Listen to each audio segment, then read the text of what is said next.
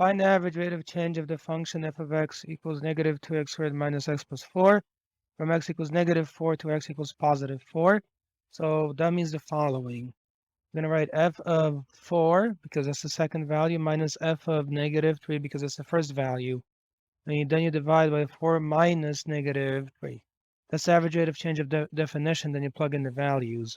So negative 2, and then you're going to do 4 squared here minus 4 plus 4. So every x at first gets replaced with positive 4 minus, and because you have multiple terms, use brackets.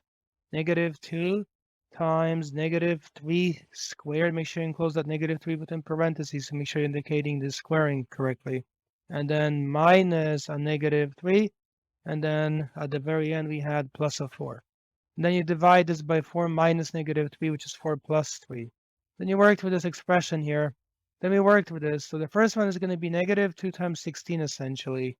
Then we worked with this. So it's going to be negative 2. 4 squared is 16. Now here, these two will cancel. So this cancels with this. That's good. So that means all we have left over is negative 2 times 16 in this position. And then minus within brackets, negative 2 times negative 3 squared, which is 9. And then plus 3. And then let's see, plus 4 divided by 4 plus 3, which is 7. Then it continues. So it's going to be negative 32 minus, and then within brackets, negative 18 plus 7 divided by 7. Continue. Negative 32 minus, and then negative 18 plus 7 is negative 11. And then over 7, then we continue.